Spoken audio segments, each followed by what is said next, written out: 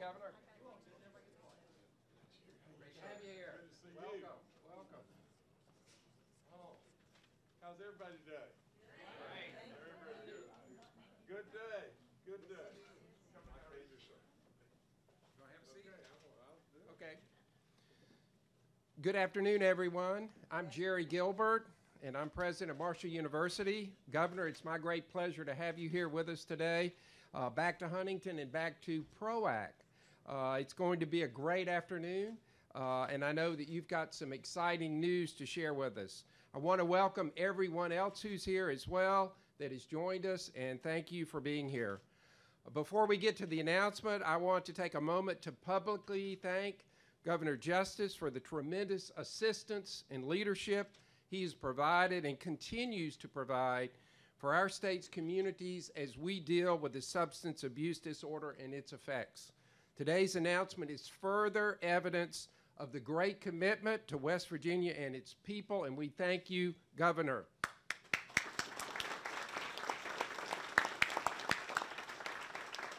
And I can also say that it's indeed fitting that we are here at this place which we call PROAC. This new facility is innovative and cutting edge in its approach to reducing the impact of addiction on our communities. PROAC provides comprehensive assessment, education, intervention, and treatment solutions in a single accessible service hub. Here they bring together behavioral, social, and medical resources from our community to effectively triage patients suffering from addiction. Marshall University is very proud to be an integral part of this and the other groundbreaking addiction treatment programs that are going on here in Huntington, along with our community partners, Cabell Huntington Hospital, the City of Huntington, and our county. None of this would not be possible without the leadership of Huntington Mayor Steve Williams and Cabell Huntington CEO Kevin Fowler. Raise your hand, Mayor, Kevin. What is happening here at PROAC is one of the ways our city collectively continues to be at the forefront of finding ways to address this epidemic that's affecting every community in our state and in our nation.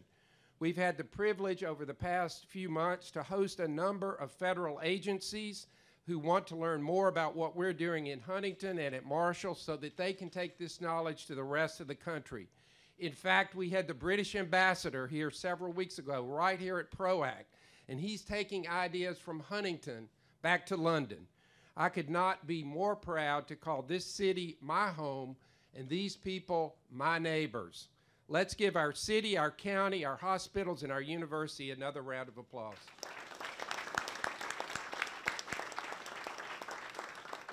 It's now with great pleasure to introduce a true son of Marshall, our governor, Jim Justice.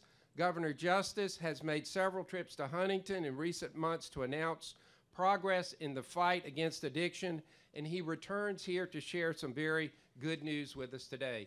Governor Justice.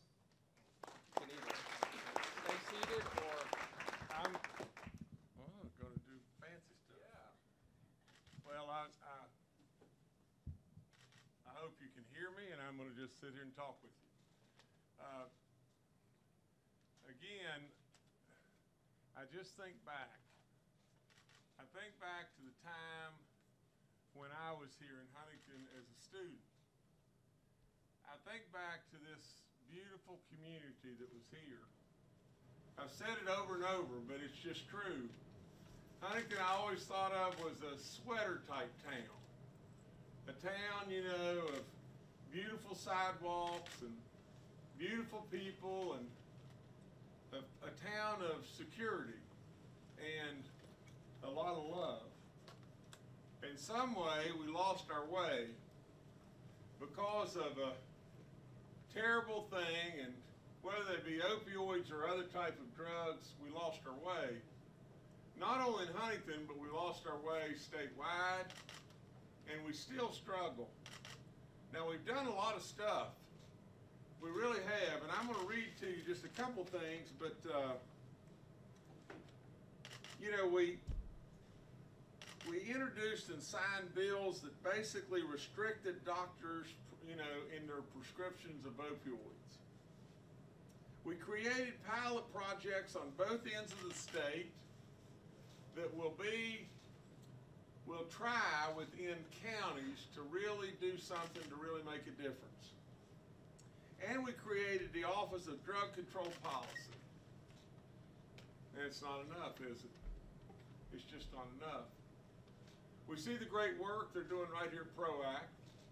We see that they don't give up on people until they're truly able to return as good, productive people without this terrible epidemic of a drug problem.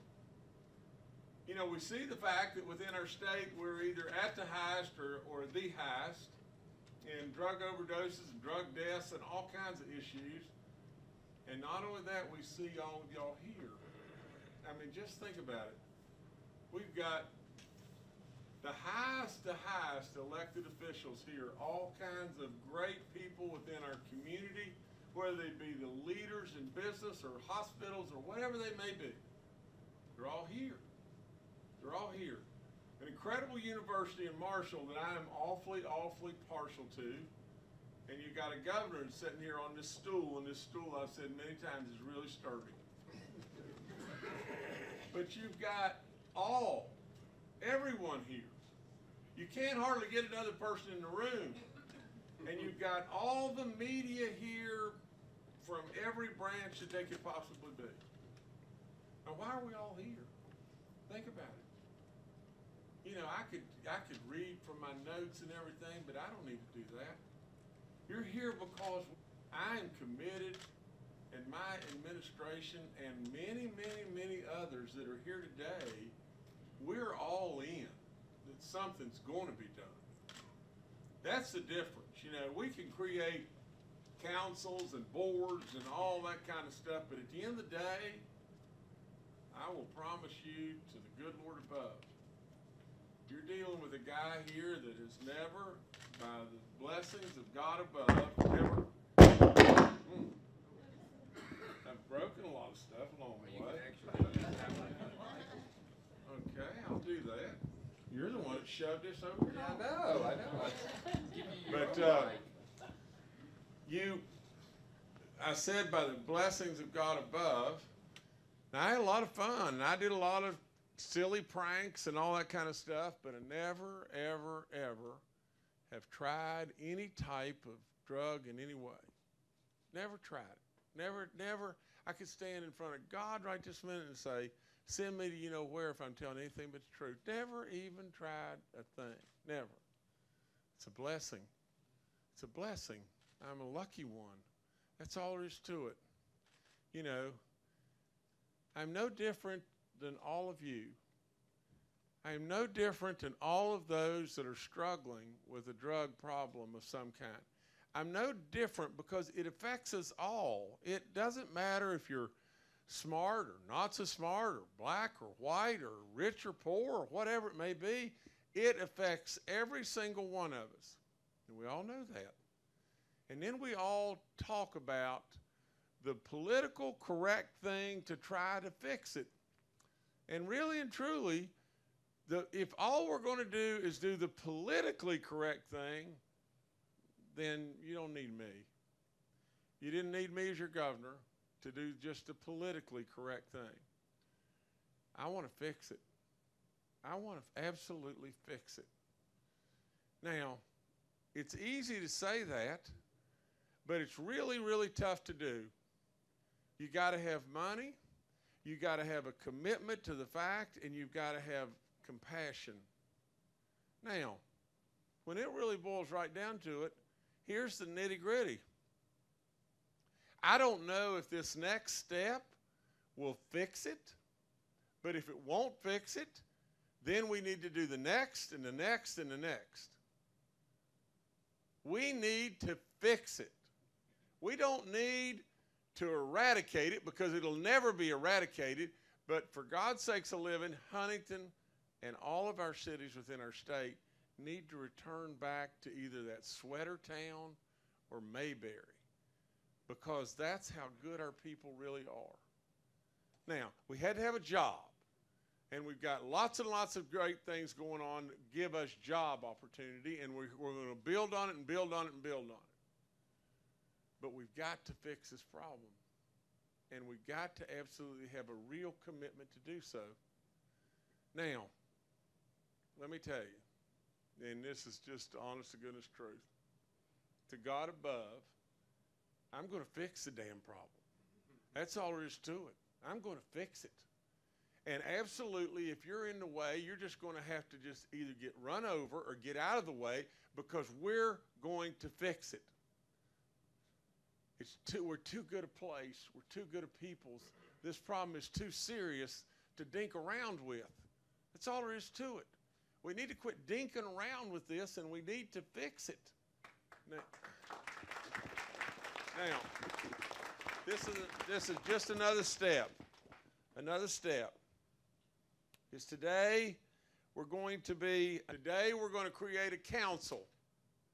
And absolutely we're going to do something about this. Now you think I'm horsing around with you. I am not a politician. I got stuff to do. That's all there is to it. I got plenty of stuff to do.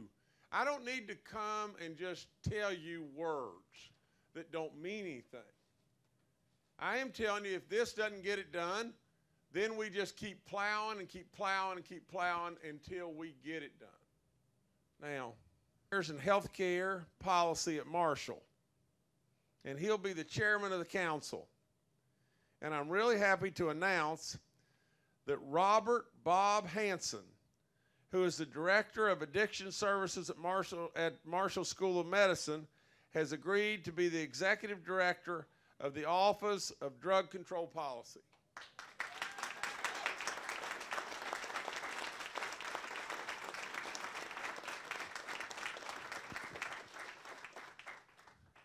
Now, Dr. Gilbert and Marshall and this city, and I just go back. I think it was about mid-December last year, but I've got it here. December the 14th. You know, our grandson was born on, our first grandbaby was born on December the 7th. December the 14th, we made a move with our secretary of DHHR, Bill Crouch, with the mayor, with this great leader of Marshall University, with all these people, all the political dignitaries, with our new congresswoman now, you know, that's right here, Carol Miller. We have made the right moves on the chessboard. But on December the 14th, you know what the situation was. I brought in the National Guard with our state police, with the city police, with all of our sheriff's departments, with Marshall, with everybody all in. You know, with our great mayor, with everybody all in. We had to make a move. We did. We made a difference. Are we there? No. We made a difference. We made a difference on a very, very, very bad day. And now, within a year of that, which is a lifetime to me, we're doing more. We're doing absolute more. Is it enough? I don't know. I don't know. It's a bad, bad situation. But I can tell you this, and I absolutely mean this, and if you think differently, you are thinking wrongly. One way or another, I'm going to fix the damn thing. And I mean it with all my soul. I'm going to fix the damn thing. Now, that's all there is to it, and that's the way every last one of us should feel. This problem is cannibalizing the greatest state in this country. This problem is cannibalizing all of us. It's not a problem that we can move to the low rent district and ignore like a lot of us have done in the past. It is not that.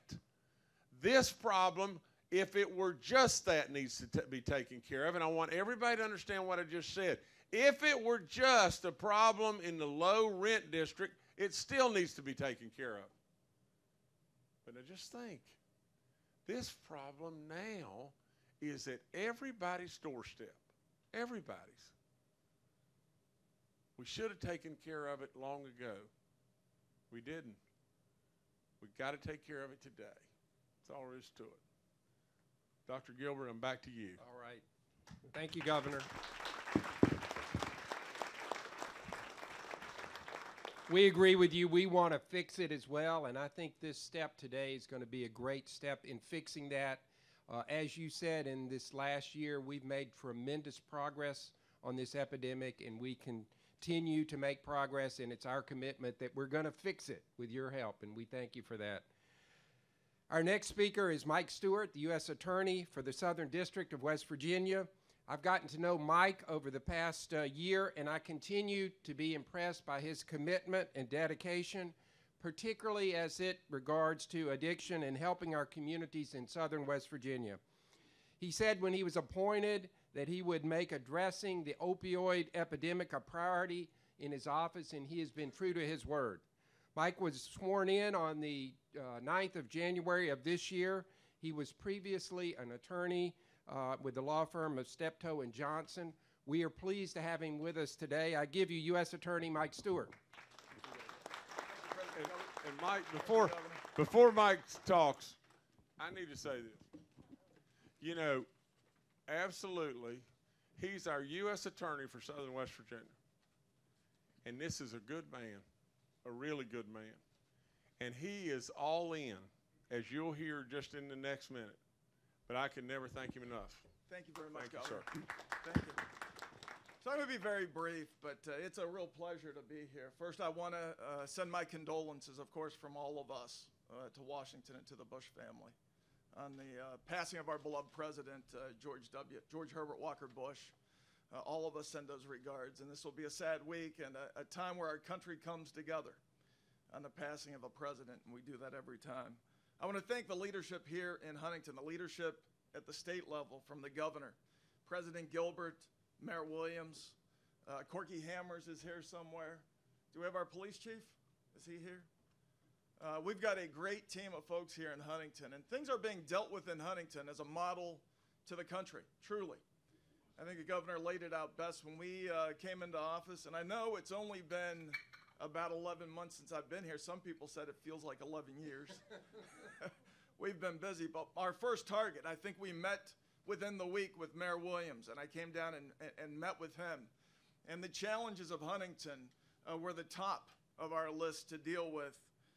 We've worked awfully hard. Everybody in this room knows about that rate. And there's a proper role for law enforcement, but law enforcement won't change the rules of this game. Prevention's, of course, the key. It's the most important thing we can do. Law enforcement plays a role, but treatment plays an important role, too. I'm thrilled to be here at PROACT. It's sort of a revolutionary concept, the idea you can come and get help no matter whether it's medically assisted treatment or what it happens to be, and the role that Marshall's playing and the leadership here. I can tell you, I was with the acting Attorney General, Whitaker, on Friday. We spoke about Huntington. We spoke about Marshall's leading efforts here. We spoke about PROACT. We spoke about our efforts in West Virginia. He's all in. This year, the U.S. Attorney's Office for the Southern District of West Virginia has seized enough fentanyl, think about that, enough fentanyl to kill upwards of 1.6 million people. Just the Southern District of West Virginia. It makes you wonder, where the heck are these drugs coming from, and how many West Virginians do they think there are? We'd love to have that many West Virginians, right? We'd love to have about 12 million West Virginians here. But the volume, the challenge that we face, it's not a crisis that law enforcement by itself can solve. We as West Virginians are going to have to solve this challenge. It's like those coal miners, like my dad. He'd go to work in the dark and he'd come home in the dark. He's one of those guys, probably like a lot of folks in this room, and a lot of people we know in our neighborhoods. He'd go on vacation, but he was more excited to get home and get to work. That's what West Virginians are. We fix problems. We're going to fix this challenge. I think about my role in law enforcement. I still remember that day we had that great raid in Huntington, and the leadership of Mayor Williams and the chief of police, the FBI, the DEA, the ATF, Corky Hammer's office, all the incredible work we were doing. But it's those notes and messages I get from folks all across the community that you remember the most. There was some unnamed person I'd never met before that actually sent me a text. And the text said, we've been praying a long time to hear those helicopters. Working a long time. Listen, I think it's making a difference, the efforts we have in terms of the Department of Justice, our partnerships with West Virginia. We are all in. Every moment of the day, there's a sense of urgency from my office to work with the state. I'm excited to work with this new council as we push forward with solutions to this opiate crisis and the other drug challenges that we face. But it's the victims that I think often about. It's the people like Stacy Archer. I don't know if Stacy's here or not. The moms, the dads who've lost their kids, the brothers and sisters, the sons and daughters that have lost their moms or dads. This is a challenge for all of us. It affects all of us.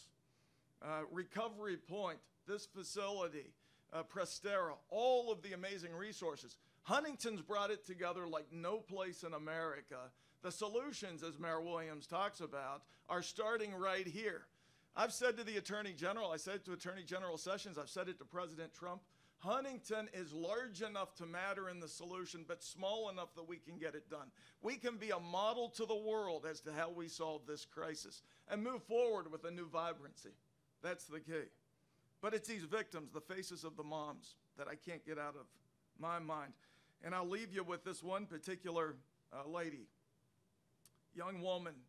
Too many of our kids are dying. And I cut out these obituaries and I talk with these folks.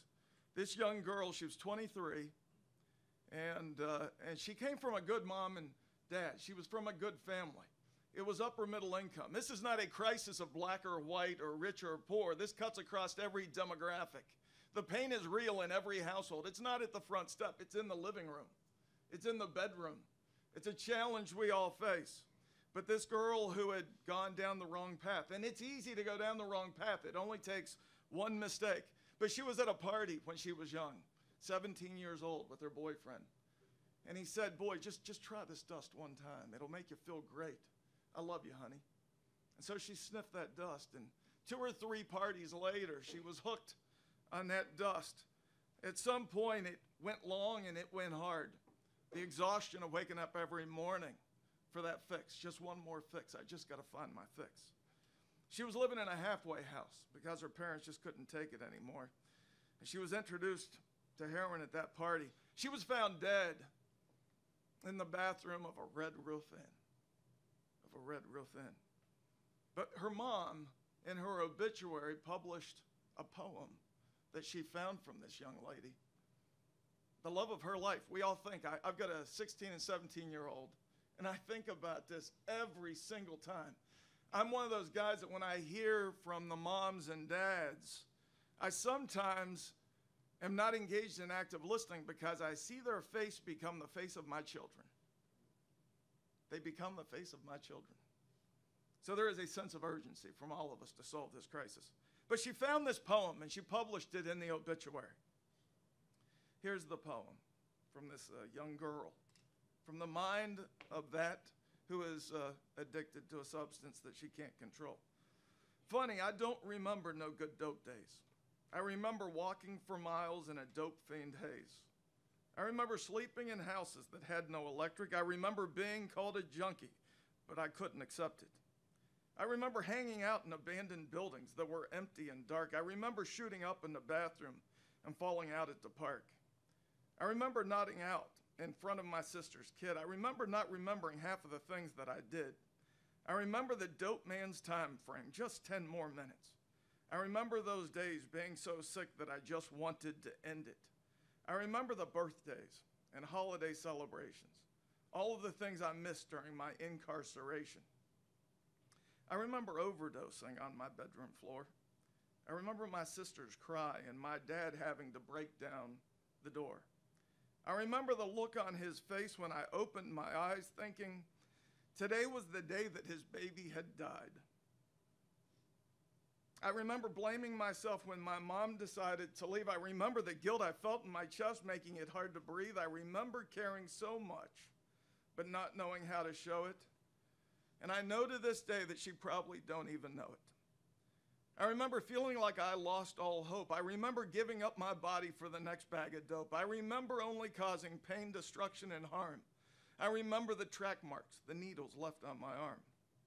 I remember watching the slow breakup of my home. I remember thinking my family would be better off if I were just to leave them alone. I remember looking in the mirror at my sickly completion. I remember not recognizing myself in my own damn reflection. I remember constantly obsessing over my next score, but what I remember most is getting down on my knees and asking God to save me because I don't want to do this no more. This was a talented young lady. She was smart. She was our daughter. She was our brother, our sister, someone's future mom. This is the heartbreak we all share, but we as West Virginians will rise from this, and we will come out stronger on the other side because we fight together. When we suffer together. Our best days are surely ahead. The innovation being done here in Huntington is remarkable. Places like ProAct. So I thank you for all you do, for all the fight that's in our soul. We will win or we will lose together. God bless you and thank you.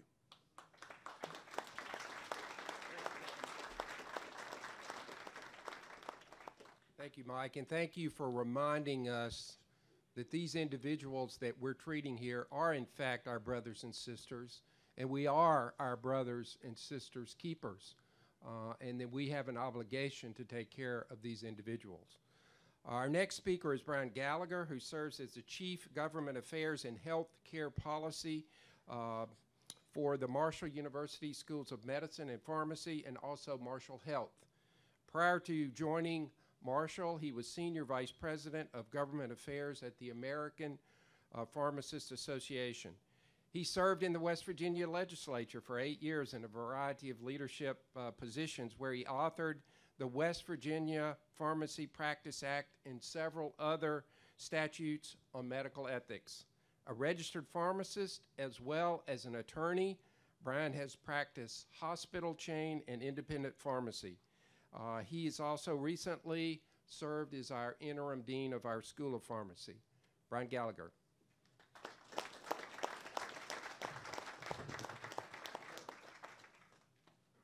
Thank you, President Gilbert, and thank you, Governor Justice, for recognition of Marshall University, Marshall Health, and the City of Huntington as the leaders nationally and in addressing the opioid epidemic that's crippling West Virginia and America. National leaders recognize that Cabell County is the trailblazer in developing proven and innovative programs and approaches and are converging on Huntington to replicate our best practices. Jerome Adams, U.S. Surgeon General, said during a recent visit, "I came to Huntington because it's one of the best stories in the United States in terms of recovery. I'm here to learn what's working so I can share it with the rest of the nation." Nora Volkoff, Director of the National Institute on Drug Abuse, Ben Carson, Secretary of Housing and Urban Development, Robert Redfield, Director of the CDC, and First Lady Melania Trump are among many who visited Huntington and were effusive in their praise of our programs to combat the opioid problem. We are truly committed to helping our own state. The problem of addiction is multifaceted, and the best solutions will be derived from this council of experts, generating a rubric that addresses all facets of the challenge. Huntington has taken good ideas, operationalized them to real solutions, and put them to work in our community. The council will spread these solutions that are working in Huntington across West Virginia. To paraphrase what President Kennedy said about the difficult challenge of putting humans on the moon, we do this not because it is easy, but because it is hard. Because that challenge is one we are willing to accept, one we are unwilling to postpone, and one which we intend to win. Addressing the scourge of substance use disorder is certainly the challenge of our lifetime, but working together, we can make real inroads to right this wrong that is devastating our state. Thank you, Governor Justice, for appointing this council.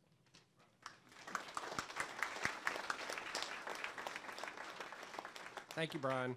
And last but certainly not least, I want to introduce Bob Hanson, the Director of Addiction Services at the Marshall University Jones C. Edwards School of Medicine and Marshall Health. In his role, Bob coordinates patient services and helps facilitate the School of Medicine's response to the opioid crisis in Huntington and beyond. Since joining us nearly 2 years ago, he has helped lay the groundwork for the university's expanded work in the area of addiction science. Bob retired from Prestera Center in 2012 after 22 years of service. Prior to that, he directed Capitol Huntington Coalition for the Homeless, and Recovery Point. I think Bob Hanson has been truly a pioneer in finding innovative ways to help people in need. Bob, please come to the podium.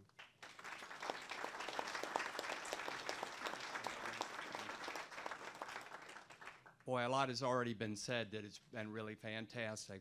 And I think that I'm really grateful for being part of the Huntington plan and the Huntington solutions. But one of the key elements besides the leadership we have in Huntington has been the collaboration and cooperation of many people and many agencies.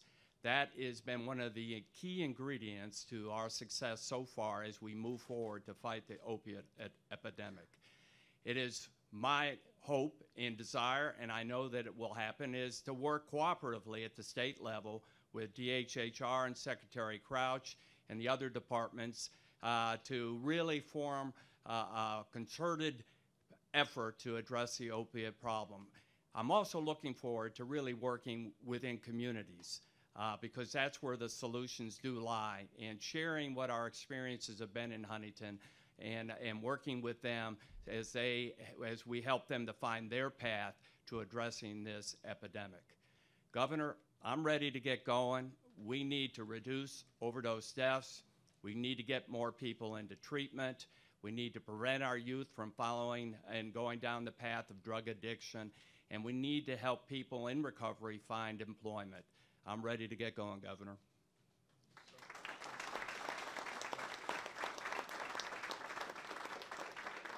We all want to thank you again, Governor, for your support and for your vision and your leadership. We look forward to continue to working with you in partnerships, and also as we go forward with success as we beat this problem. We're going to do it. At this point, I will open up for questions for anyone that's been up here today. If the press has any questions, we'll take questions at this point in time.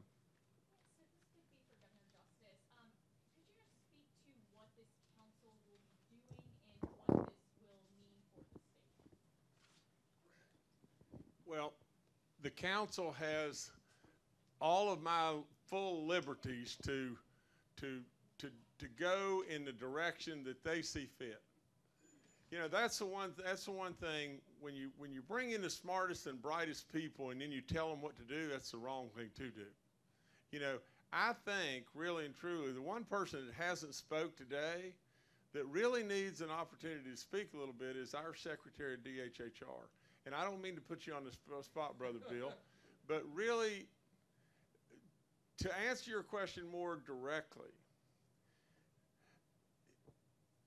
I keep going back to the same thing.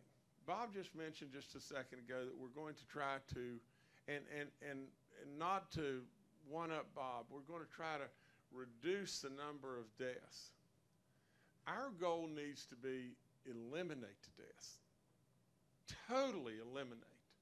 You know, there may be one that falls from our grasp, but just think about it. Think about the biblical part where the shepherd goes to look after the one lamb or sheep that's strayed away. We need to absolutely put our emphasis there. Now, the formulation of what Marshall's doing, I mean, let's just be fair again. What Huntington and Marshall have already done is terrific. It's terrific. What this council is going to do, you know, it's very, very difficult for me to explain what people are going to do when I don't want to tell them what to do. I don't want to tell them what to do. I want to see what success they achieve. That's what I want to do. You see, my dad would say over and over and over, I've heard him say it 1,000 times to me, son, you know, don't confuse effort with accomplishment. I just want to see what they will achieve. Now, Bill, please, I want you to come. I want you to talk just a second because this man has tremendous insight. He's done a great, great job as our Secretary of DHHR. This is Bill Crouch. But I'm going to turn it over to you just a second. Thank you, Governor. Thank you very much, Governor. I should have known not to take that from him. Gosh, I appreciate being here. I'm excited about this. As we've moved forward, and we have done a lot at DHHR to fight this problem. It seems like when we get to that next step point, I'm always looking west, to Huntington, because Huntington is on the cutting edge of this problem and is doing a lot of things that are working. We've set up 3 pilot projects. We're in the last stages of setting up the 3rd. The governor, that was his suggestion that we do that. It was his suggestion to me about a year ago, less than a year ago, in March, I guess, April or March. And we are making progress. We're using all 3 medical schools.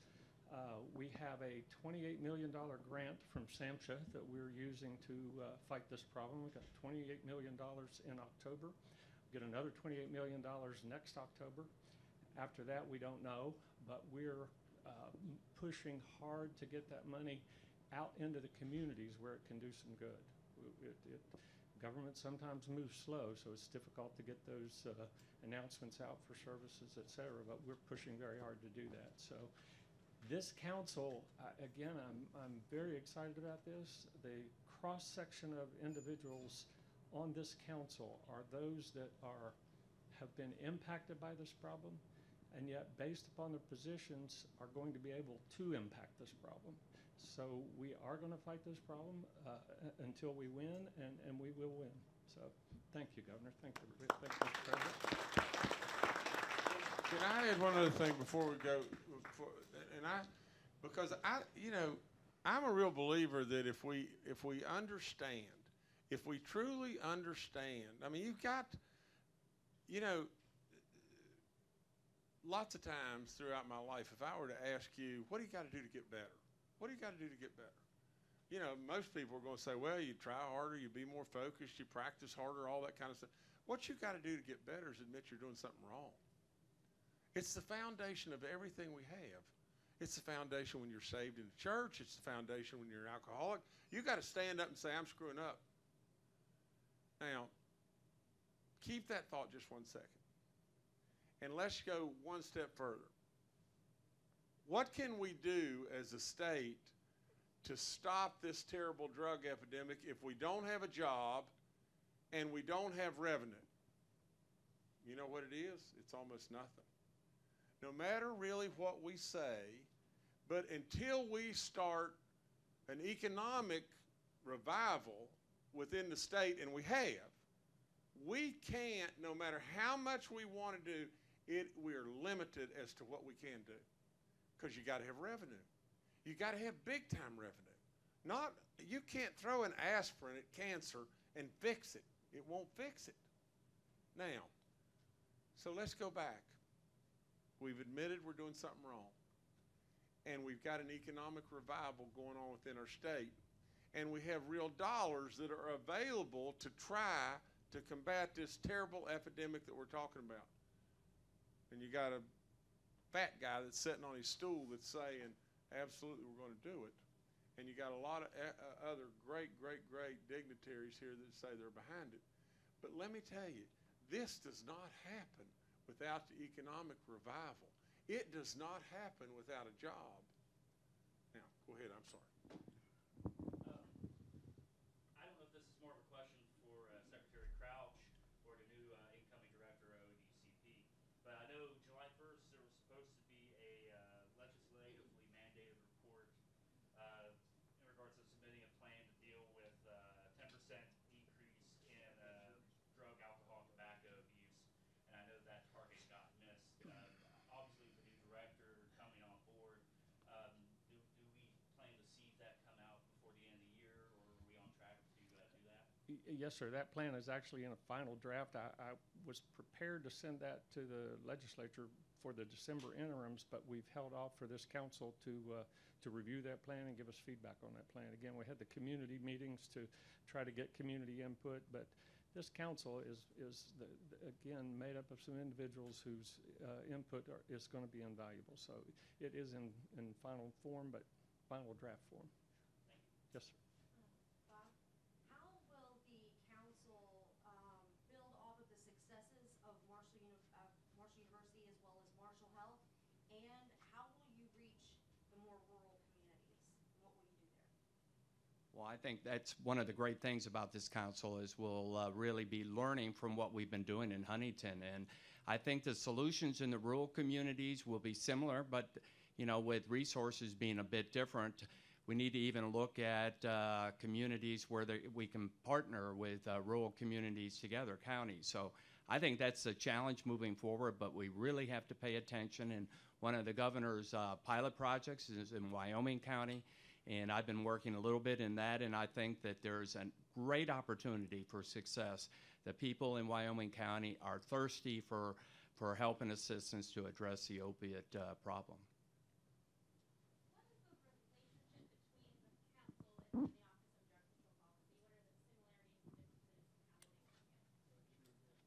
of Drug Control Policy? What are the similarities and differences? How will they work together? The council will advise and direct the Office of Drug Control Policy. Bob will serve effectively as chief of staff to the council, so I often talk about the Vulcan mind meld between Bob and I that we've got to work on. But some of the things that we're gonna do to replicate this is a hub and spoke model. So we'll take ideas from Marshall, WVU, School of Osteopathic Medicine, use them around the state with telemedicine, or have people go out and do rotations in different areas around the state, but to bring our expertise to these rural areas that really need it. But Bob and I will be working very closely together, as we will with the other members of the council. And with the secretary, of course. And let me say one other thing, because again, I want everybody to understand. You know, a lot of people may say, we're still combined. That's why we picked a county in the south, a county in the north and everything, where really and truly we had a real problem to try to do something about it. Now, again, let me just say this too. Joe Manchin came to my office way before I ever became a politician, way before. And you know, there was the thing going on some problems with drugs and everything, and he came to my office and he sat there and he said to me, because he knew that really and truly I had a real tie to Oceana, West Virginia. A lot of you don't have a clue where Oceana is really at, but really, my grandparents, my dad grew up in Copperston, a little coal camp town just out of Oceana one way, and my mom grew up on Huff Mountain just a little ways out of Oceana the other way. Oceana was Mayberry. Honest to goodness, it was Mayberry. That's all there is to it. You know, Copperston had concrete sidewalks, and clean as it could possibly be. Oceana was Mayberry. And Joe Manchin sat in my office way, 10 years ago, you know, and said, Jim, do you know what town in West Virginia has the worst prostitution and the worst drug problem of any town in our state? Well, I would have said, you know, maybe, you know, Huntington or Charleston or Morgantown or a bigger community, Clarksburg. And he looked right at me and said, Oceana. I couldn't believe it. I could not believe it.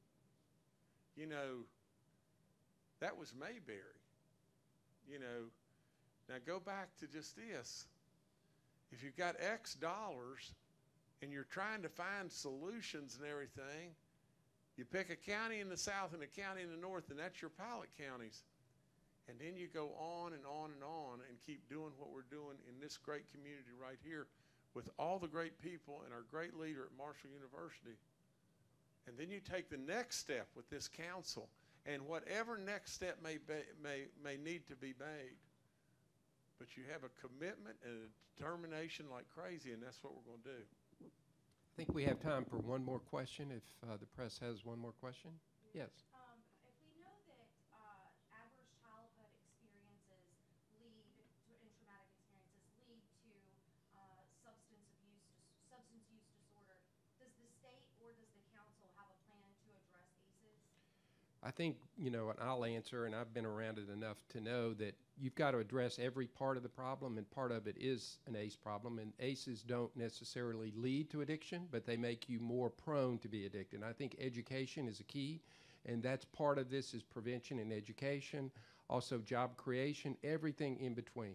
So it's going to be looking at a holistic approach, Not every solution will fit every community. That's the beauty of PROACT. That will be the beauty of this council. We'll look at each community and try to fit the solution that best fits each community. Well, we want to thank everyone for being here today, and we appreciate your support. We appreciate the governor being here. Go out and have a great afternoon. Thank you.